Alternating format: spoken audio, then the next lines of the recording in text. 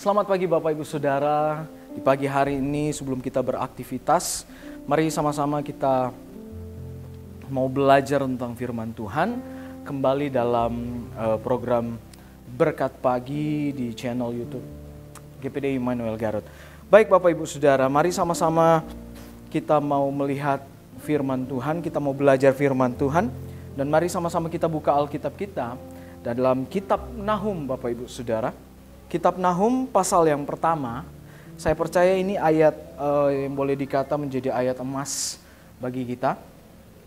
Nahum pasal 1, pasal yang pertama, ayat yang ke-7, saya akan bacakan bagi Bapak Ibu Saudara. Bapak Ibu Saudara boleh memperhatikan di Alkitab masing-masing. Demikian firman Tuhan.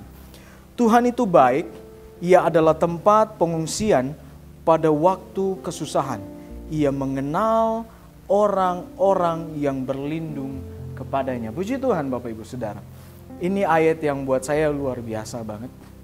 Ini mewakili setiap orang yang boleh dikata sedang menanti-nantikan Tuhan Bapak Ibu Saudara. Nah, kalau kita belajar kitab Nahum ini Bapak Ibu Saudara, di sana dikatakan Tuhan itu baik.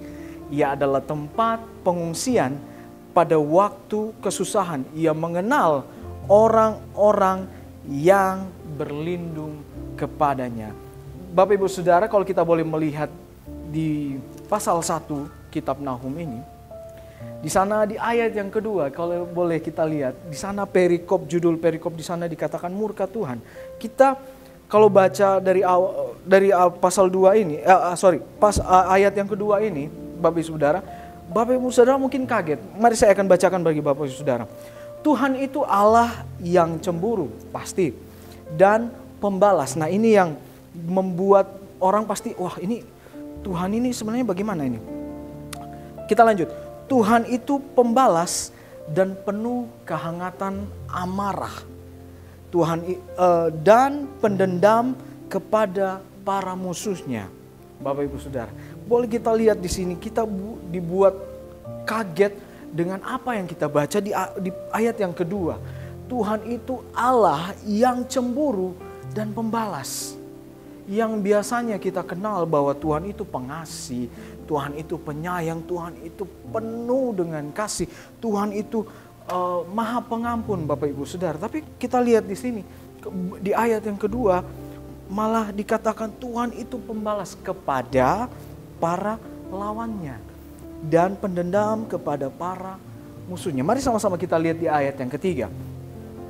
Ayat yang ketiga di sana dikatakan Tuhan itu panjang sabar dan besar kuasa, tetapi Ia tidak sekali-kali membebaskan dari hukuman orang yang bersalah, dan seterusnya Bapak Ibu Saudara.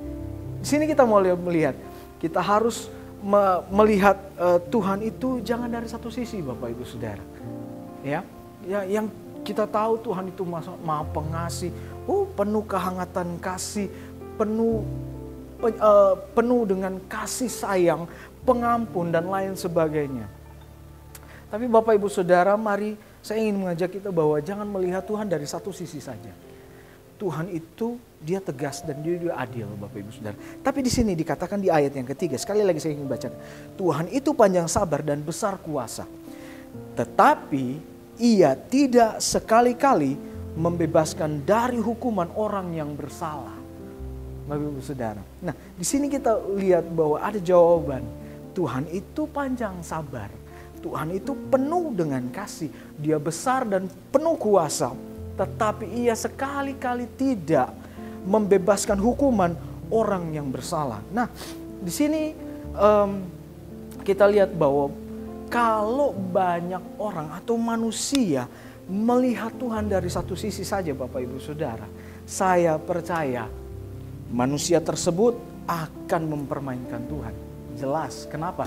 Karena dia melihat hanya dari satu sisi saja. Kenapa Bapak Ibu Saudara melihat dari satu sisi saja?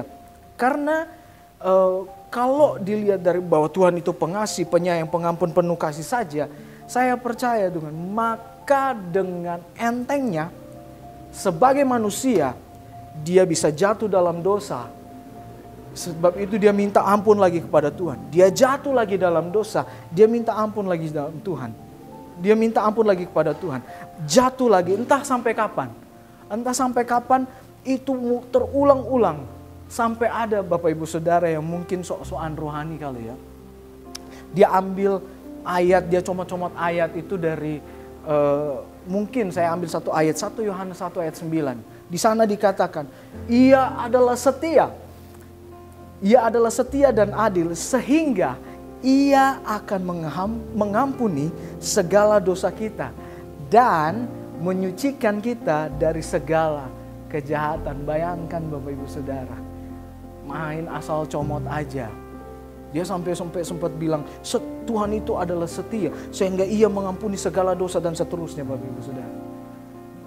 Kalau melihat dari satu sisi saja, saya yakin dan percaya, apalagi orang-orang yang senang suka comot-comot ayat seperti ini, saya percaya maka rajinlah dia melakukan dosa dan juga rajin untuk datang minta ampun kepada Tuhan. Kalau buat saya malah Tuhan dipermainkan Bapak Ibu Saudara.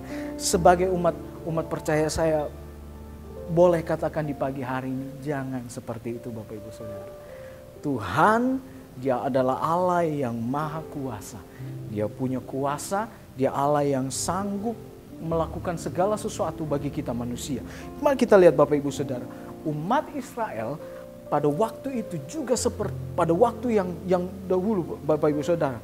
Seperti itu Bapak Ibu Saudara. Mereka berbuat dosa, tapi berbuat dosa itu berkelanjutan Bapak Ibu Saudara. Karena apa? Saya percaya mereka cuma melihat Tuhan dari satu sisi saja. Karena kenapa?